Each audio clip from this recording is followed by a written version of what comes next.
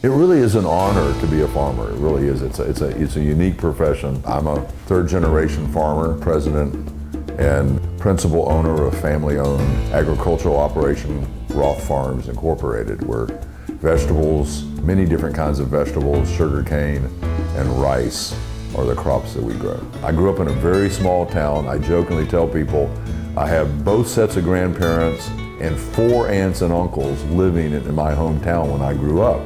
What that means is I could do no wrong. Anytime I did something wrong, I got caught. So I learned very early on accountability and honesty and all those concepts.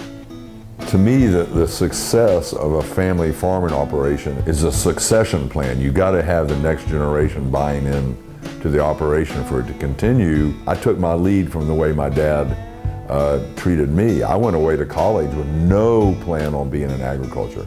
I was going to get a degree in engineering or mathematics or something along that line. One of the interesting things about farming in Belglade, in the Glades and in South Florida, is the farming season is a perfect match with the school year. So the idea that you can work on the farm during the summer, we ain't doing much in the summer around here. So working on the farm as a teenager just didn't fit with what I was doing. So I never did much of it. And so when I came back to the farm, it was all about giving me opportunities and letting me try stuff. You start at the bottom, you learn that operation, then you move up a little bit. And then when you start to understand the operation better, then you're given a little bit of responsibility.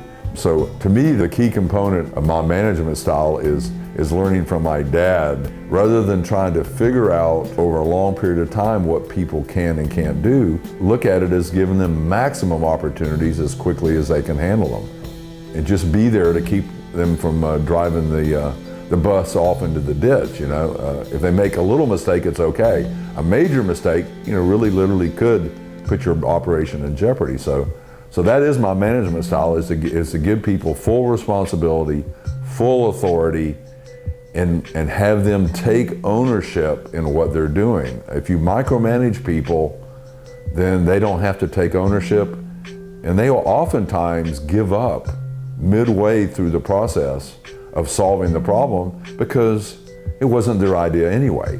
So the secret is to get it to be their idea. So you have to give them license to do it different than the way you want it done. And that's very hard for a business owner to do that, is to let some young kid change the plan.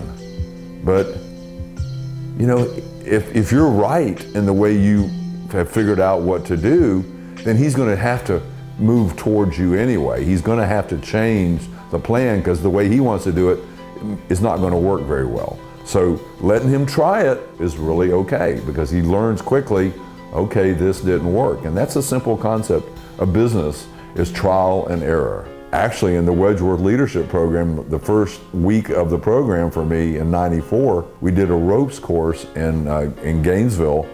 And it became very evident you were trying to go through an obstacle course in the minimum amount of time.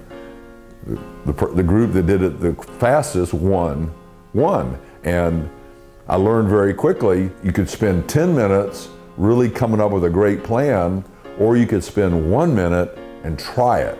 If it didn't work, then you saw why it didn't work, and then you changed it. So I learned very early that ropes course is a great example of how you need to run your business. Don't take months or years to come up with a plan. Take days or weeks to come up with a plan, and start implementing the plan knowing that you haven't got it all figured out. You don't lock it all down at the very beginning. You leave it all open for discussion and trial and error. So trial and error is a big part of my management style. We farm vegetables 7 months out of the year.